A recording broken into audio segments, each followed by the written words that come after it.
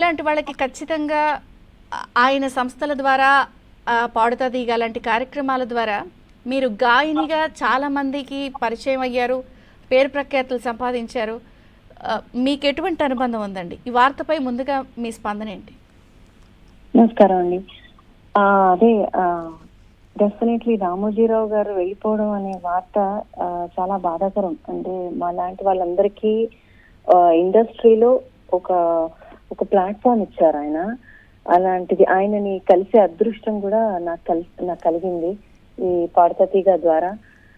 ఆయన మీరు అన్నట్టుగా ప్రపంచవ్యాప్తంగా ప్రతి తెలుగు వాళ్ళకి ఒక గొప్ప ఇన్స్పిరేషన్ అండి. ఆయన్ని చూడడం, ఆయన్ని కలవడం, ఆయనతో మాట్లాడగలగడం అనేది ఒక అదృష్టం. అది చాలా మందికి దక్కదు. అలాంటిది మాలాంటి వాళ్ళందరికీ ఆయన ఈ ప్రోగ్రామ్ ద్వారా ఆయన్ని కలవడం అనేది మా అదృష్టము. మన డైలీ లైఫ్ లో కూడా ఆయన భాగం ఎప్పుడు కూడా. అంటే ఆయన పెద్ద రోల్ మోడల్ మా అందరికి. ఎందుకంటే అడుగు పెట్టిన ప్రతి రంగంలో కూడా ఆయన గొప్ప విజయాలు సాధించారు. ఆయన రోల్ మోడల్. ఆయన అంటే ఈనాడు న్యూస్ పేపర్ కానీ మనకి తెలుగులో మొట్టమొదటి ఛానలే ఈటీవీ కదండి. అలాంటి అండ్ మాలాంటి వాళ్ళందరికీ అదొక పెద్ద ప్లాట్ఫామ్ అయింది. అద్భుతమైన సినిమాలు తీశారు, అందులో కూడా నన్ను పాడించారు. ఉషా కిరణ్ మూవీస్ ద్వారా నేను ఇంట్రడ్యూస్ అవ్వడం ఒక చిత్రం మూవీ ద్వారా, ఆయన బ్యానర్ ద్వారా మీరు గాయని మణిగా పరిచయం అయ్యారు ఇండస్ట్రీకి.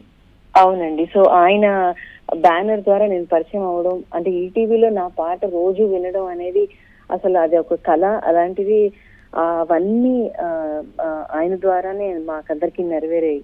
ప్రపంచంలో ఇంకా అతిపెద్ద స్టూడియో రామోజీ ఫిలిం సిటీలో కూడా ఇలాంటి ప్రోగ్రామ్స్ జరిగినప్పుడు మేమందరం చూడడానికి వెళ్ళాము. అండ్ వి విట్నెస్ ఎంత గొప్ప స్టూడియో అది. అలాంటి అద్భుతాలను ఆయన సృష్టించారు.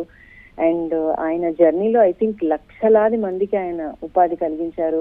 అండ్ నాలాంటి వాళ్ళకి, సింగర్స్ కి కానీ, తర్వాత చాలా మంది సింగర్స్ ఈటీవీ ప్లాట్ఫామ్ ద్వారానే ఇంట్రడ్యూస్ అయ్యారు అండ్ సక్సెస్ సాధించారు. అండ్ చాలా మంది ఆర్టిస్టులకు కూడా అదే ప్లాట్ఫామ్ అవకాశాలు కల్పిస్తుంది. మీకు ఎప్పుడైనా ఆయన కాంప్లిమెంట్ ఇవ్వడం, పాట గురించి ప్రస్తావించడం, ఎందుకంటే ఆయన బ్యానర్ ద్వారా, వారి ప్లాట్ఫామ్స్ ద్వారానే మీరు పరిచయం కదా ఇండస్ట్రీకి. ఎప్పుడైనా మిమ్మల్ని అప్లాజ్ ఇచ్చారా? ఎలాంటి సంభాషణ జరిగేది మీ దగ్గర? ఆయన ఫస్ట్ పాడుతా తీగ విన్ అయిన తర్వాత నేను ఇంకొక ప్రోగ్రామ్ లో ఆయనని కలిసే అవకాశం కలిగింది. అప్పుడు నా పేరు పెట్టి గుర్తుపెట్టి ఉషా అని చెప్పి నన్ను గుర్తుపట్టారు. అండ్ అసలు చాలా చాలా ఇట్లా అంటే చిన్న పిల్లలాగా ఒక ఆయన బుగ్గగిల్లి ఇలా అలా బాగున్నావా అనే ఒక స్థాయిలో నన్ను ఆదరించారనంటే అది నా అదృష్టం.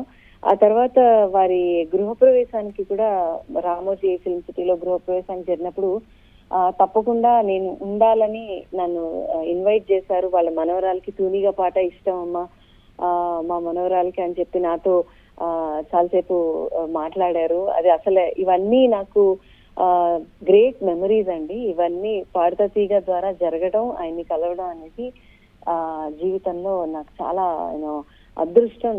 నా హ్యాపీనెస్ మొత్తం ఇదంతా ఆయన్ని కలవడం అనేది ఒక చిరస్థాయిగా నాకు నిలిచిపోతుంది. ఆ మెమరీస్ అవి సచ్ ఎ గ్రేట్ పర్సనాలిటీ అండి. చూస్తేనే ఇన్స్పైర్ అవుతాం ఆయనను చూస్తేనే. ఓకే ఉషా గారు.